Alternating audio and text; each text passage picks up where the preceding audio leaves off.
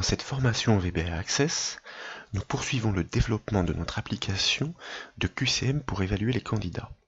Jusqu'alors, je vous le rappelle, nous fournissions une zone d'identification qui permettait à un candidat inscrit de s'authentifier, de valider son identifiant pour avoir accès à la liste des QCM auxquels il souhaite participer, cette liste correspondant d'ailleurs à l'ensemble des noms de tables présents dans la base de données.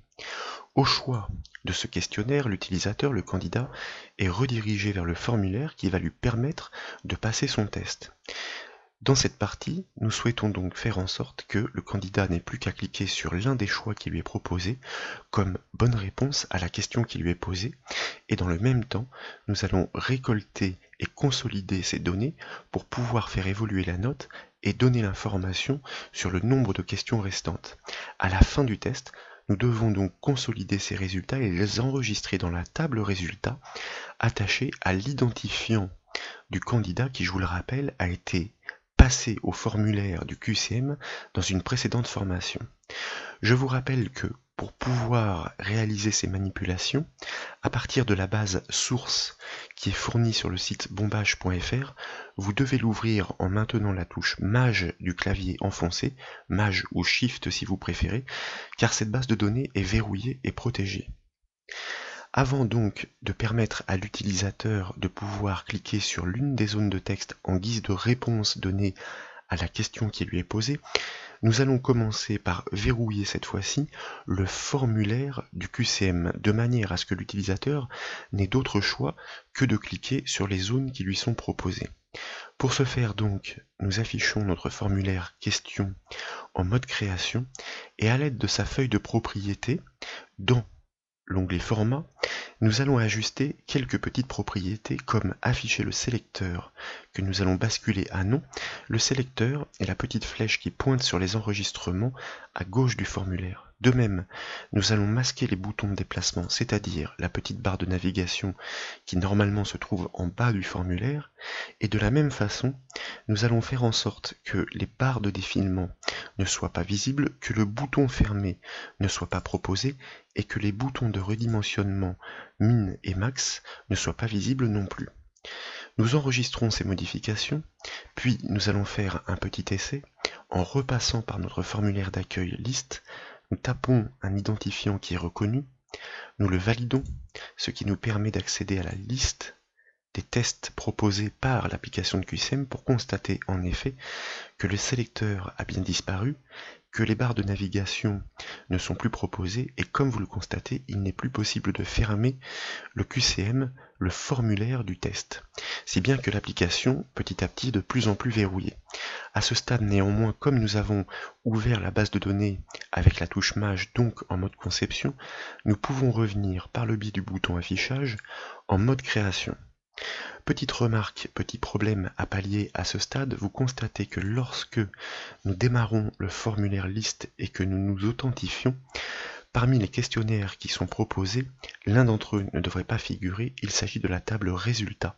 La table résultat qui a été ajoutée après dans l'une des formations supplémentaires pour pouvoir prévoir justement l'inscription et la consolidation des données à l'issue du test, pour les attacher à l'inscrit. Donc, nous allons revenir dans un premier temps dans notre code attaché au chargement de la liste déroulante, que nous allons ouvrir pourquoi pas en mode création. Nous allons sélectionner notre formulaire, ce qui est déjà fait, et comme vous le savez, l'onglet événements d'un contrôle sélectionné permet d'afficher le gestionnaire d'événements de ce contrôle.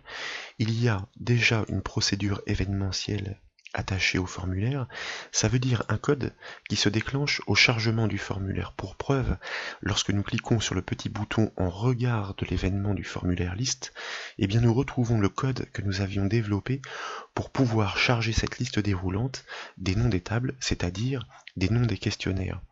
La boucle qui permet de parcourir l'ensemble de ces tables est la boucle for each qui est présente ici, avec un objet de type définition de table, et remarquez qu'il y a une exception à l'intérieur de cette boucle qui permet d'éviter les tables système commençant par les 3 lettres MSI, ainsi que les tables temporaires ou encore la table que nous utilisions pour pouvoir charger cette liste une table liste table. Nous devons ajouter une exception qui consiste justement à exclure de cette boucle dans le traitement la table qui se nomme résultat.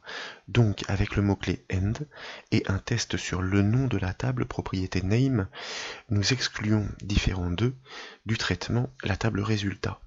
Nous enregistrons ces modifications, nous retournons directement sur notre application Access, et lorsque nous exécutons de nouveau notre formulaire liste après authentification, eh bien nous remarquons en déroulant la liste que la table résultat a fort logiquement disparu, ce qui est plus propre puisque désormais, seuls les questionnaires qui correspondent à de vrais questionnaires sont proposés.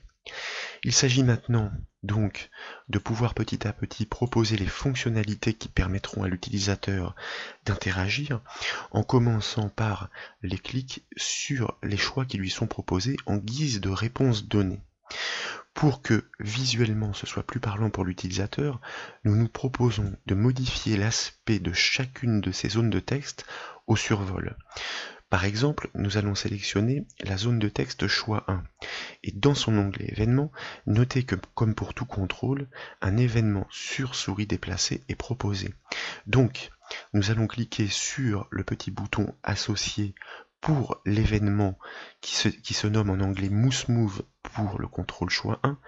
Dans la boîte de dialogue, nous choisissons générateur de code afin de basculer dans l'éditeur de code VBA pour le formulaire question entre les bornes de la procédure choix 1 Mouse Move, c'est-à-dire un événement qui va se déclencher lorsque la souris va passer au-dessus de la zone d'influence du contrôle choix 1. C'est ici que nous allons faire en sorte que l'aspect de ce contrôle change. Et tant qu'à faire, il faut qu'il soit de même pour les autres contrôles, nous allons rester dans l'éditeur de code pour pouvoir choisir directement l'objet concerné en haut avec la première liste déroulante à gauche, choix 2, à laquelle, avec la liste de droite, nous allons choisir de nouveau l'événement Mouse Move. Et nous allons faire la même chose pour le contrôle choix 3, auquel nous allons associer l'événement Mouse Move, et enfin pour le contrôle choix 4 avec l'événement Mouse Move. Ça veut dire lorsque la souris passe au-dessus, bouge au-dessus.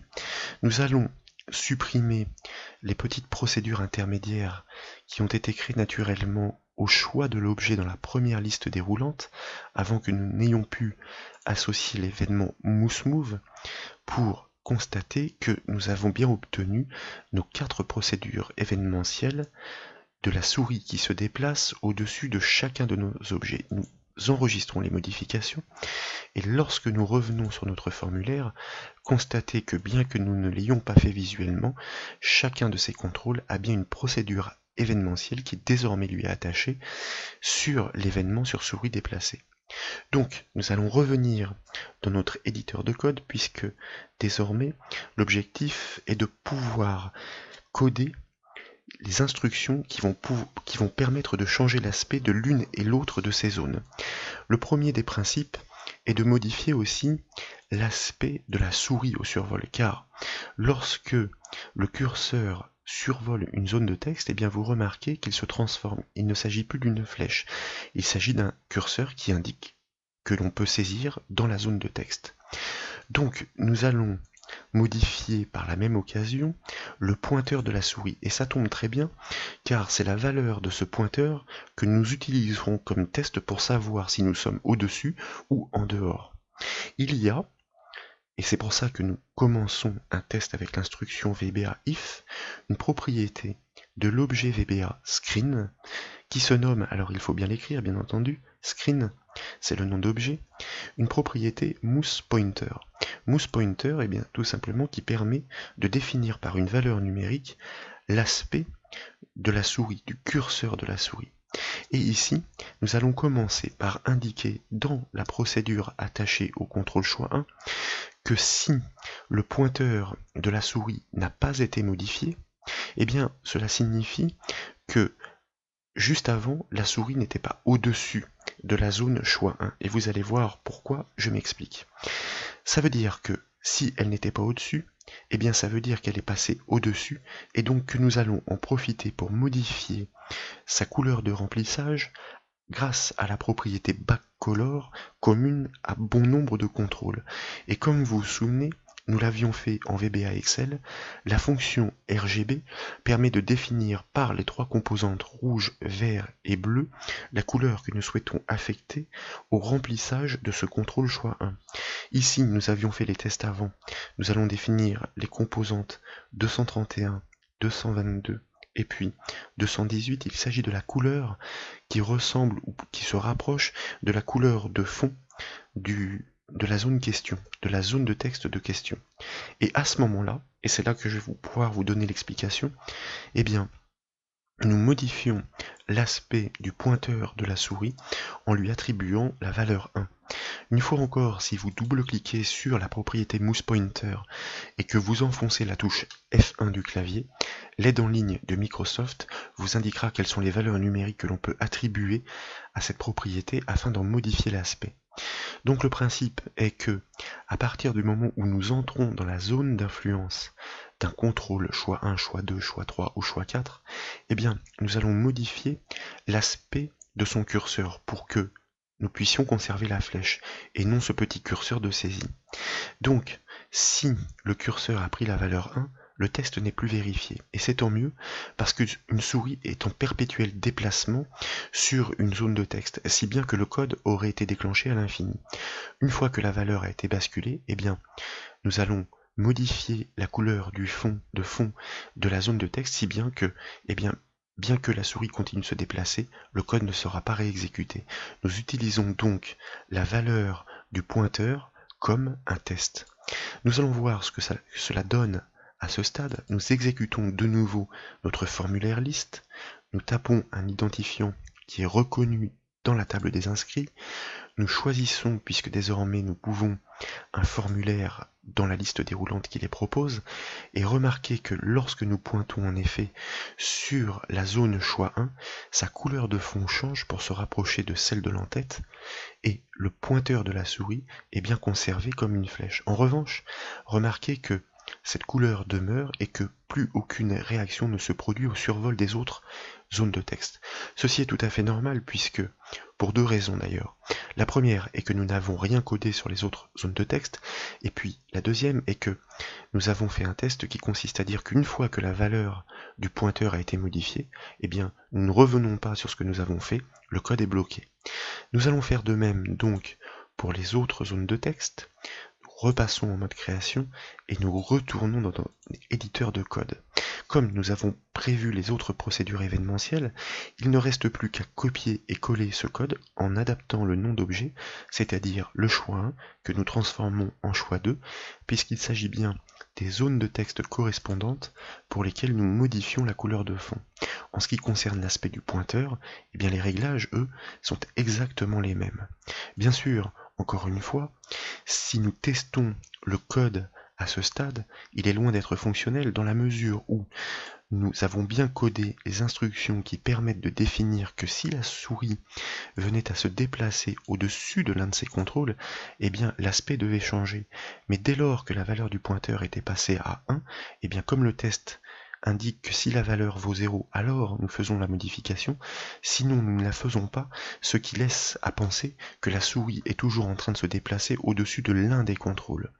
Cela signifie que pour que notre aspect visuel ergonomique soit pleinement fonctionnel, eh bien dès que la souris sort de la zone d'influence de l'un de ces contrôles, les valeurs doivent être réinitialisées. Non seulement la valeur du pointeur de la souris doit repasser à 0, mais dans le même temps, la couleur de fond du contrôle doit être rétablie. Or, vous remarquez que contrairement à certains objets qu'on trouve notamment en programmation web, il n'y a pas d'événement sur souris en dehors, on mouse out, c'est-à-dire lorsqu'elle quitte la zone d'influence.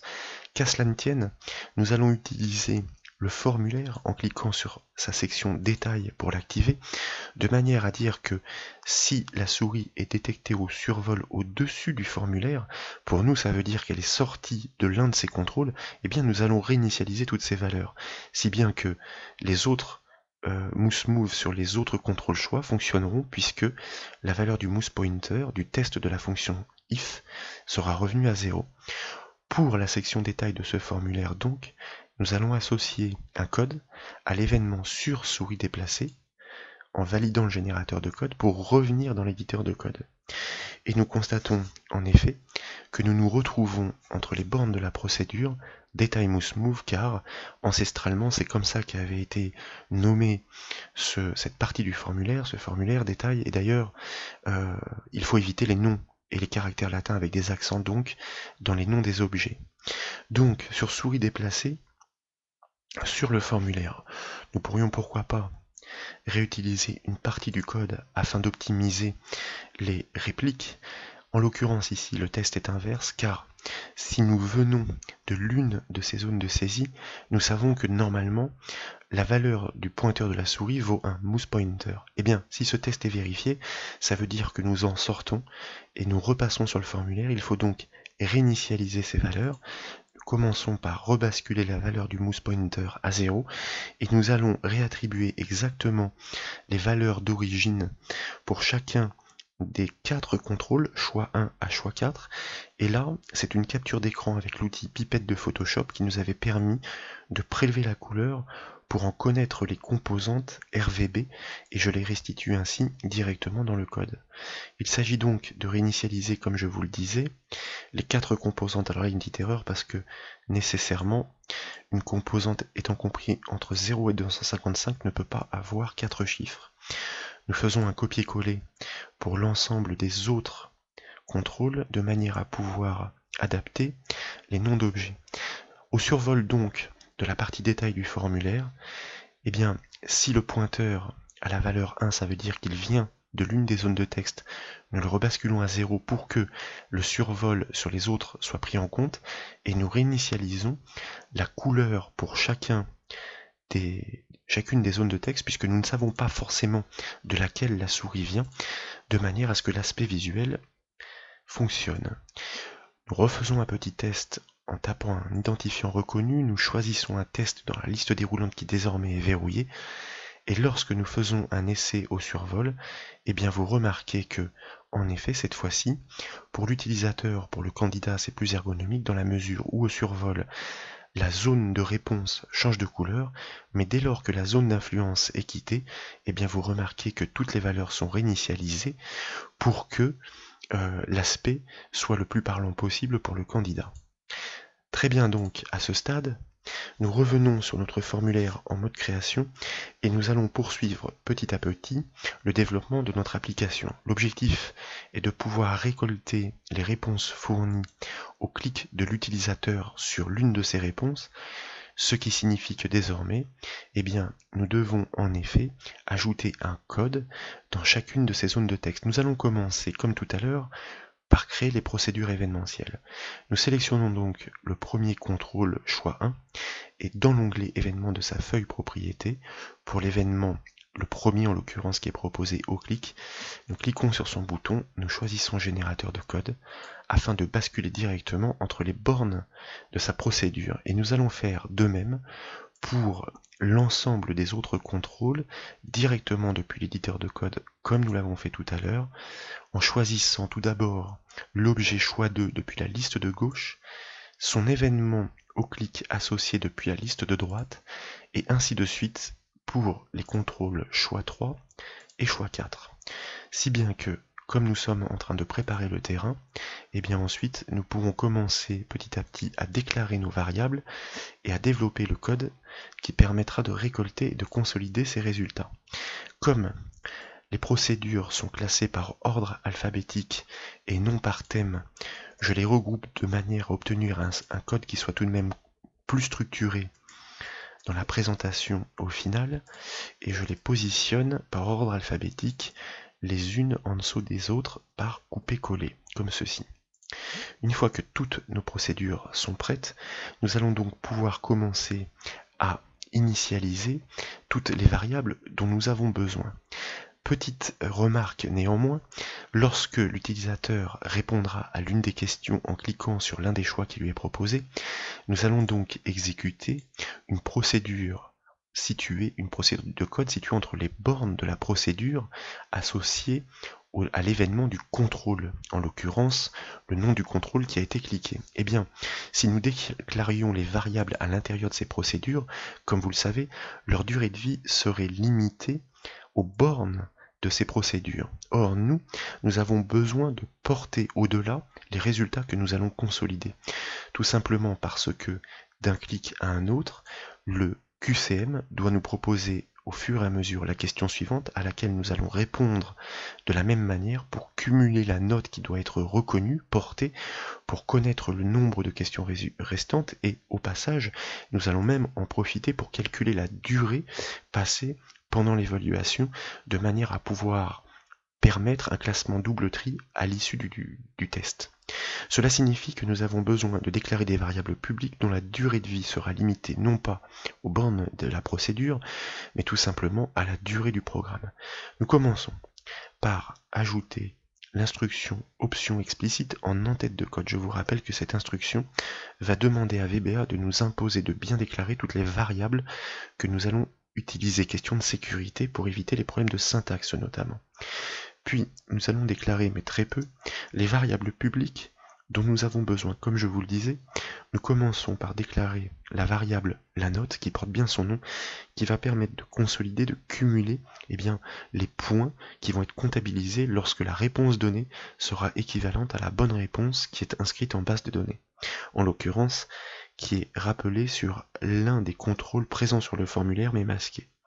Nous avons besoin aussi d'une variable que nous nommons numéro et que nous déclarons comme un entier de nouveau, c'est-à-dire comme un integer, qui va permettre tout simplement de comptabiliser, d'incrémenter le numéro de question à laquelle nous nous trouvons. C'est un décompte qui va permettre d'indiquer à l'utilisateur tout simplement le nombre de questions qu'il reste à passer. Et nous allons aussi déclarer une variable début que nous affecterons sur un chronomètre au chargement du formulaire, de manière à pouvoir, à la fin du QCM, faire la différence entre le temps au début et le temps à la fin, et nous obtiendrons donc la durée passée par le candidat pendant l'épreuve. Comme toujours, et vous le savez, lorsque nous déclarons des variables, dans la foulée, nous les affectons. Il s'agit de variables publiques.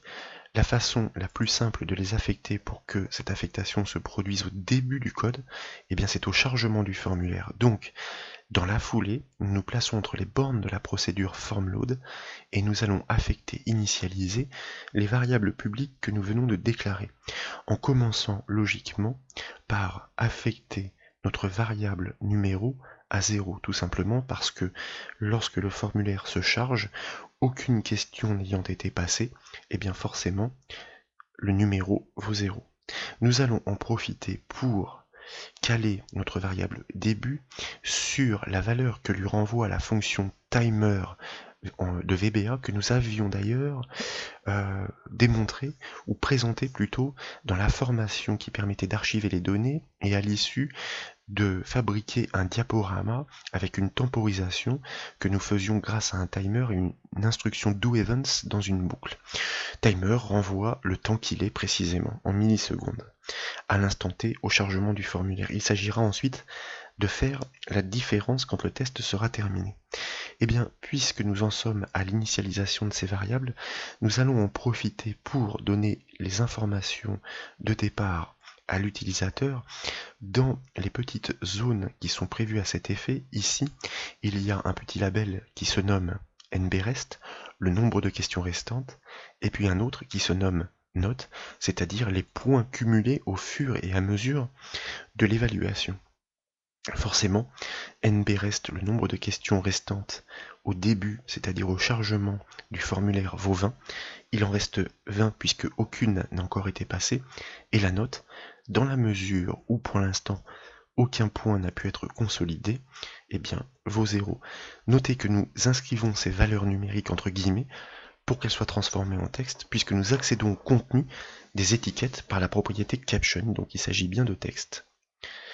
Maintenant que nous avons effectivement initialisé l'ensemble de ces valeurs, et d'ailleurs il aurait été intéressant de pouvoir initialiser peut-être notre variable la note, ce que nous allons faire dans la foulée car nous ne l'avons pas fait, la note égale 0, Si bien que d'ailleurs, ici, nous aurions pu écrire la note à la place de note.caption, mais le résultat est tout à fait le même.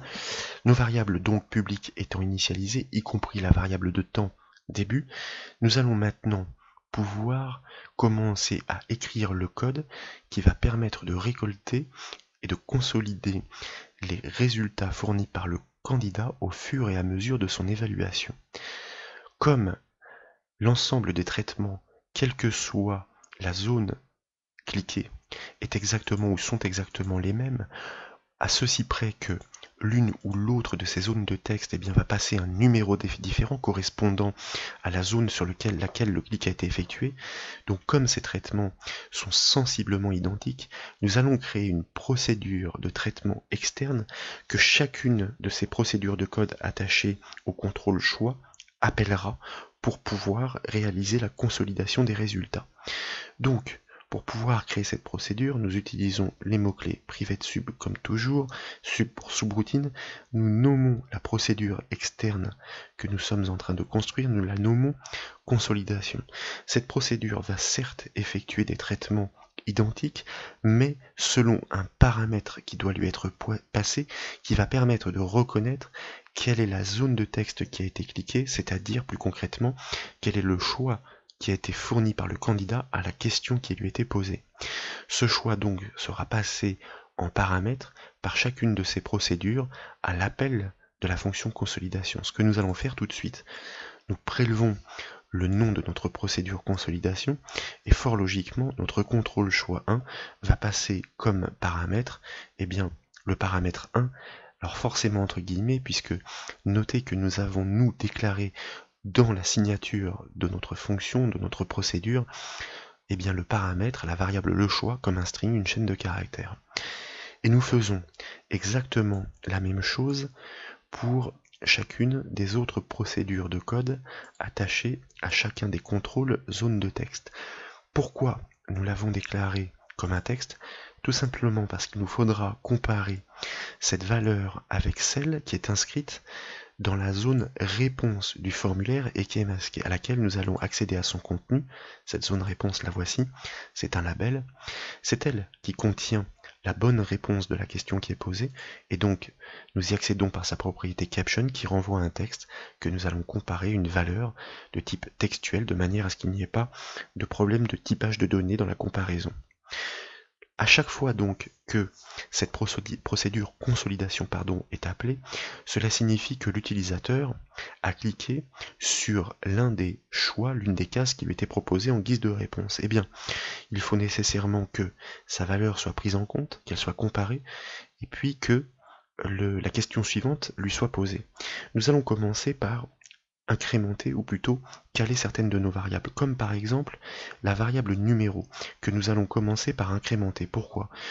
Parce que si l'utilisateur clique, nous allons devoir lui proposer la question suivante, donc nous incrémentons notre compteur des questions passées. Et nous en profitons dans la foulée justement pour mettre à jour l'information du label NBREST grâce à sa propriété caption, puisque s'il y avait 20 questions, il n'y en a plus que 19, puisque en l'occurrence à la 20e, l'utilisateur vient de cliquer, ce qui signifie qu'il a répondu et qu'une autre question doit lui être proposée. Et vous voyez que ici, nous allons tout simplement faire la différence entre la valeur de départ, puisque nous proposons, souvenez-vous, 20 questions générées aléatoirement, moins numéro qui vient d'être incrémenté. Au fur et à mesure, notre compteur concernant les questions-réponses restantes est bien mis à jour. Nous allons faire un petit contrôle à ce stade en compilant notre projet pour nous assurer que aucune erreur n'est retournée par le débogueur VBA, si bien que nous pouvons poursuivre.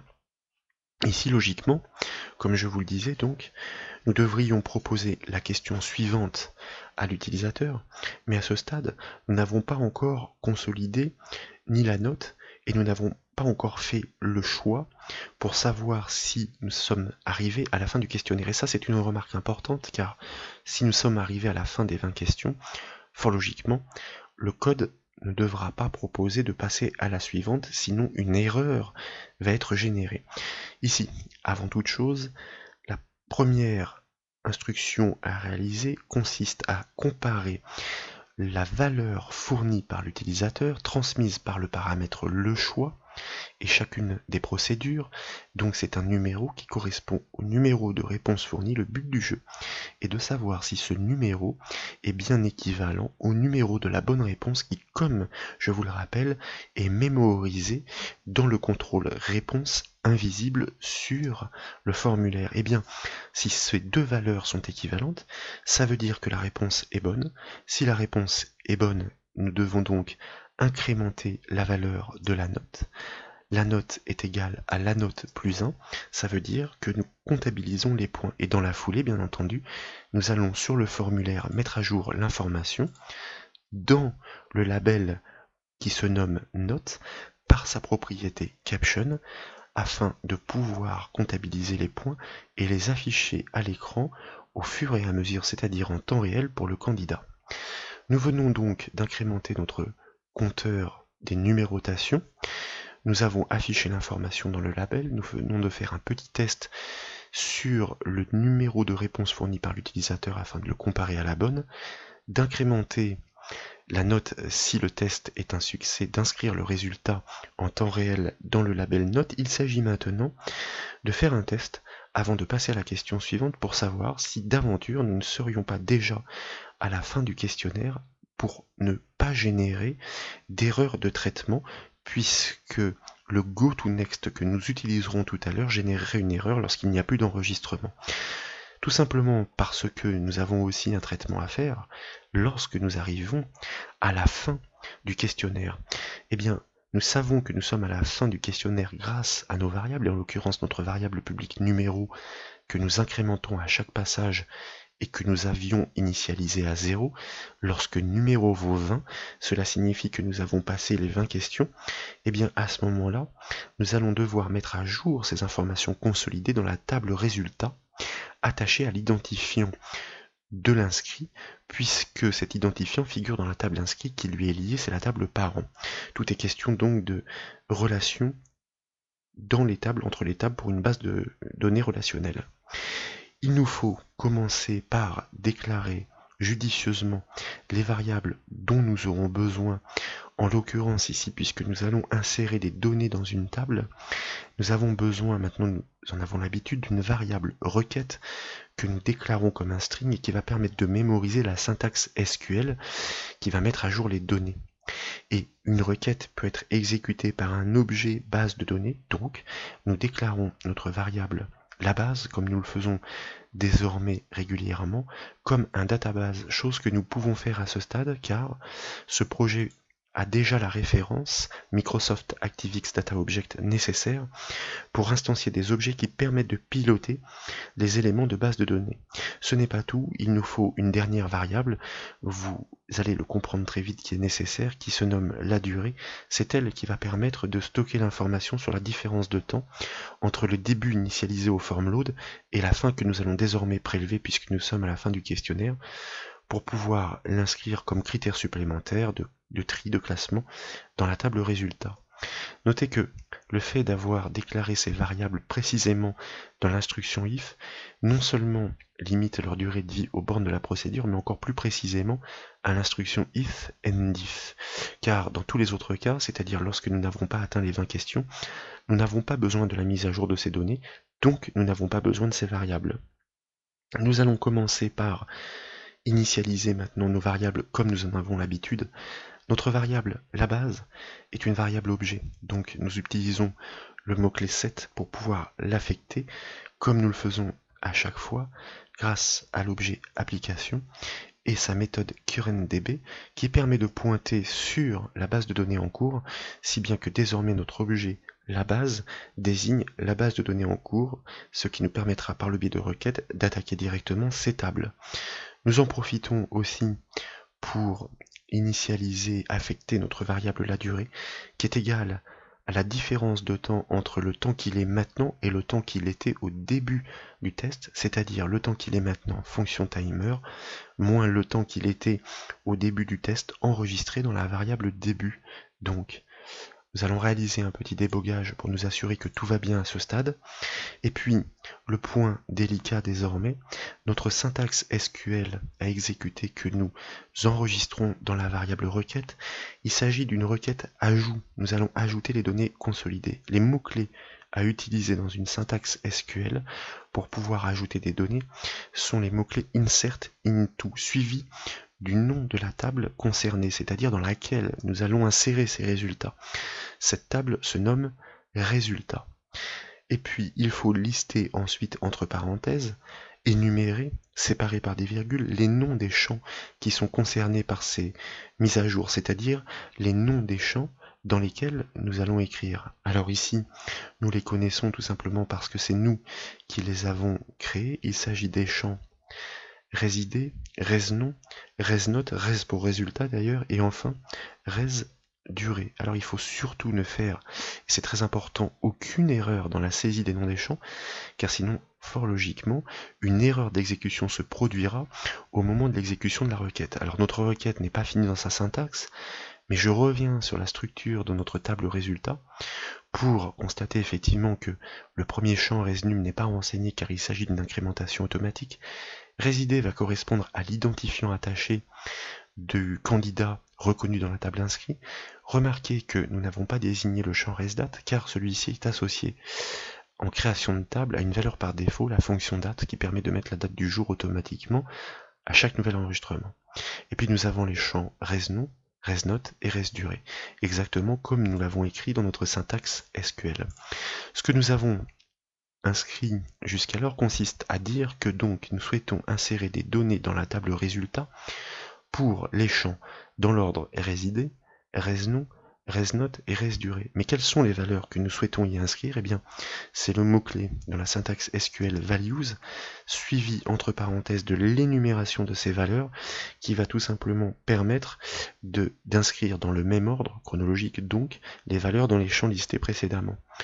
Pour certains, il s'agit de valeurs textuelles, en l'occurrence l'identifiant du candidat. Donc, nous ouvrons une simple cote pour pouvoir l'encadrer, suivi d'une double cote, car là maintenant nous allons concaténer avec le et commercial du clavier à une valeur variable qui vient du formulaire inscrite dans le contrôle qui se nomme ID candidat et dont nous prélevons le contenu à l'aide de sa propriété caption, que nous reconcaténons pour revenir dans la partie statique, donc en une double cote suivie d'une simple cote, de manière à ce que idcandidat.caption soit encadré de simple cote à l'exécution de la requête, virgule pour poursuivre l'énumération des champs ou des valeurs que l'on souhaite inscrire dans ces champs, et nous repartons cette fois-ci sur une valeur textuelle, c'est-à-dire le nom du questionnaire qui a été passé.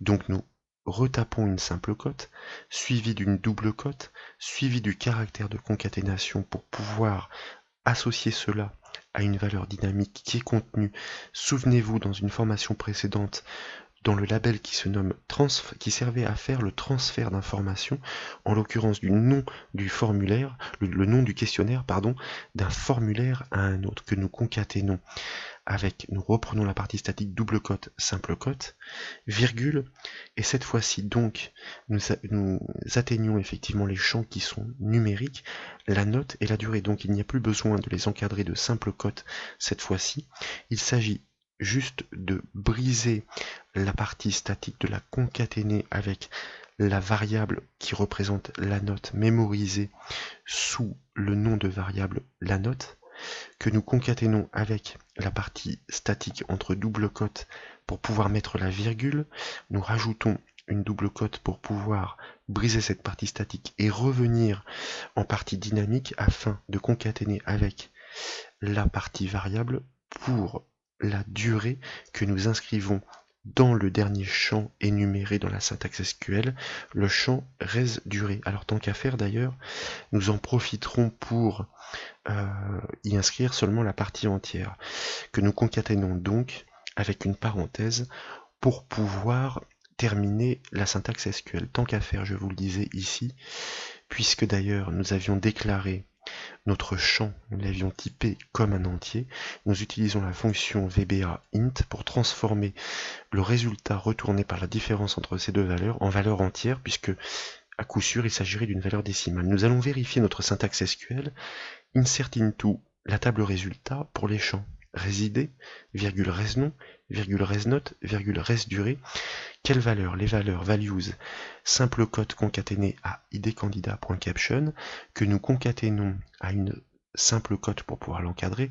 Après la virgule pour l'énumération, nous rajoutons bien une simple cote concaténée à la valeur du nom du formulaire concaténé à une simple cote, virgule, que nous concaténons au fur et à mesure, donc, au retour numérique de la note et de la durée au passage convertie comme un nombre entier, et nous fermons la parenthèse de l'instruction SQL, ce qui normalement devrait donc fonctionner. Nous compilons à ce stade notre projet pour nous assurer qu'il n'y a pas de souci, et puis nous allons donc dans la foulée exploiter ces variables. Je vous rappelle que c'est très simple en ce qui concerne des requêtes actions comme une requête ajout grâce au moteur de base de données et à VBA, avec pour notre objet la base qui pointe sur la base de données en cours, la méthode execute qui demande en paramètre quelle est la requête query à exécuter. Eh bien, nous venons d'en construire la syntaxe mémorisée sous le nom de variable requête, nous lui passons donc en paramètre.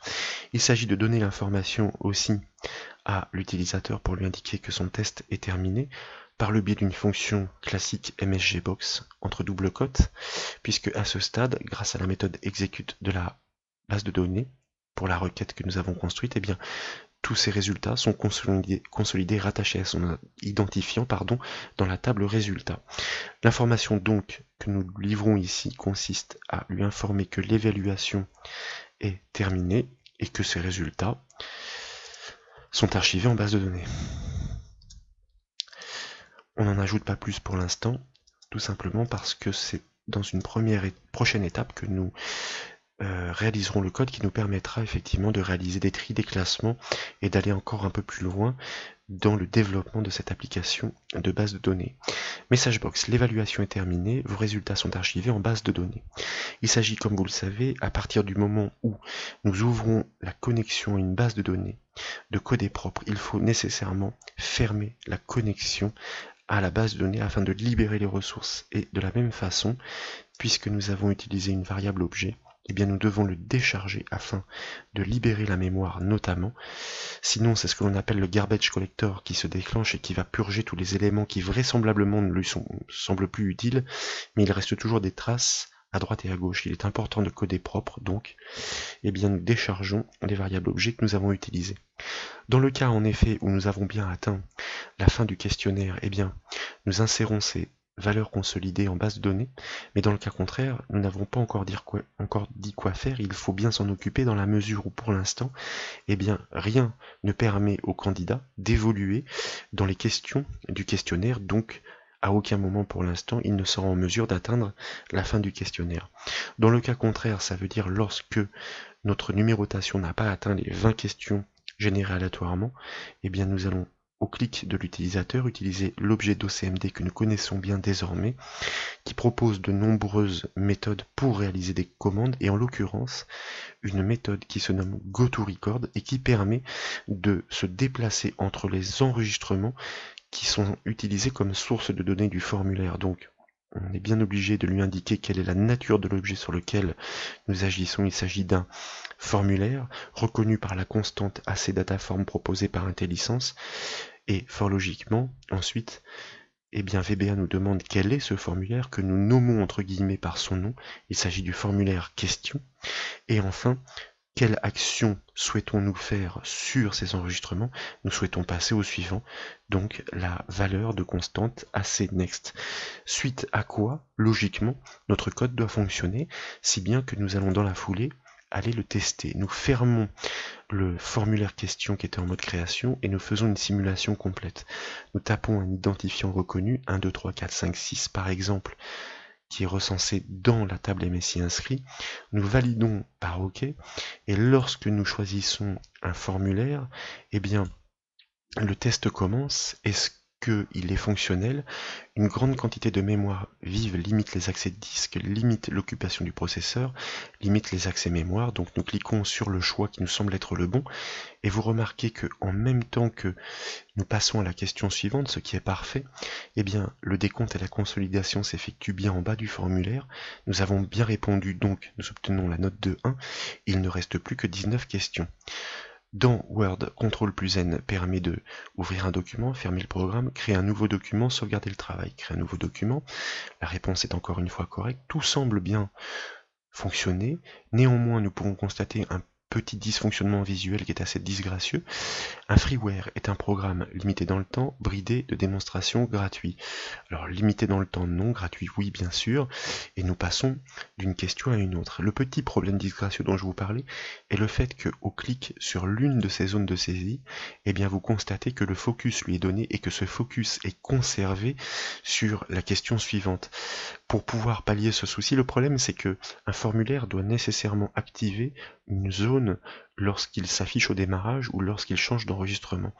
Eh bien nous allons utiliser un leurre, ça veut dire que nous allons, pour pallier ce problème visuel, revenir en mode création. Nous allons ajouter une petite zone de texte sur le formulaire, et cette zone de texte, il faut qu'on la conserve visible d'ailleurs, car si on ne la conserve pas visible, nous ne pourrons pas lui donner le focus. Nous allons supprimer la petite étiquette qui lui est associée. Cette petite zone de texte que nous allons nommer dans l'onglet autre de sa feuille propriété, nous allons la nommer pfocus pour qu'elle porte bien son nom, afin de la piloter par le code. Et surtout, et c'est là la petite astuce pour le leurre, dans son onglet format, nous allons modifier ses propriétés largeur et hauteur à 0 pour que, bien qu'elle soit visible aux yeux de VBA et donc on puisse lui donner le focus, qu'elle soit invisible pour le candidat qui s'évalue. Si bien que si nous retournons dans notre code par Alt F11 par exemple, à chaque passage de question suivante, eh bien dans la foulée, nous allons en profiter donc pour donner le focus à ce nouvel objet par sa méthode setFocus, et nous allons faire exactement la même chose au formLoad, car au chargement du formulaire, c'est la zone de question qui est activée par défaut. Et de cette manière-là, il n'y aura plus de zone de surbrillance disgracieuse. Nous allons tenter donc de faire l'évaluation jusqu'au bout. Tapons un identifiant 1, 2, 3, 4, 5, 6 qui est reconnu. Nous choisissons un formulaire dans la liste et nous allons faire une simulation complète du QCM informatique général.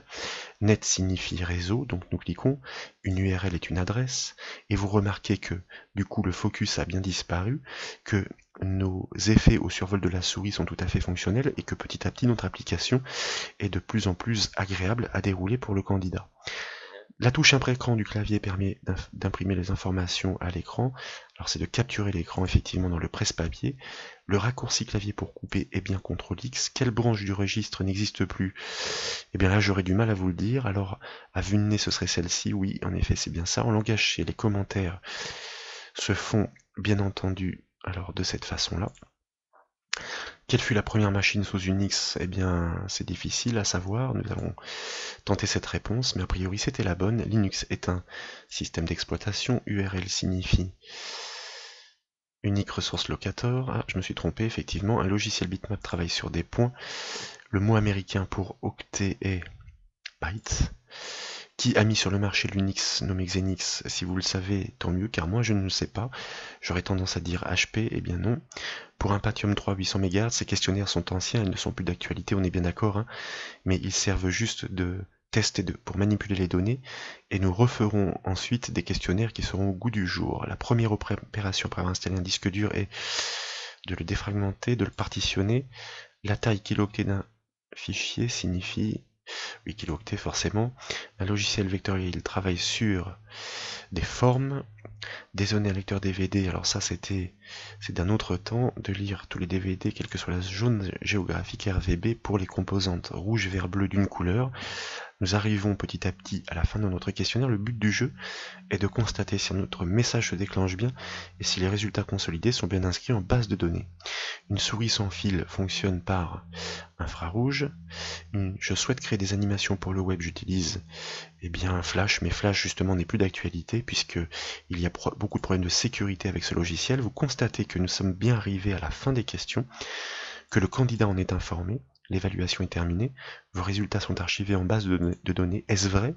Nous allons ouvrir dans la foulée la table résultats et constater que notre requête insert into a parfaitement fonctionné pour le 26 mai 2017, c'est-à-dire aujourd'hui, à l'instant.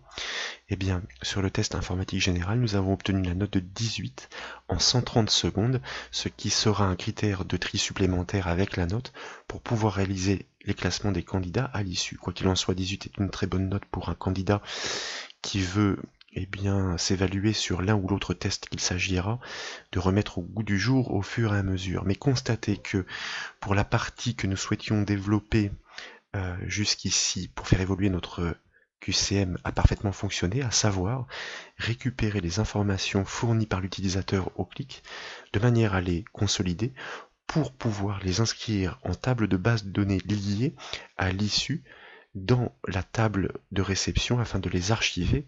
Et dans les prochaines étapes, nous souhaiterons par exemple livrer des classements qui seront directement proposés, pourquoi pas depuis le formulaire d'accueil, le formulaire liste, et puis encore bien d'autres choses sur ce QCM qui petit à petit devient de plus en plus fonctionnel. Voilà.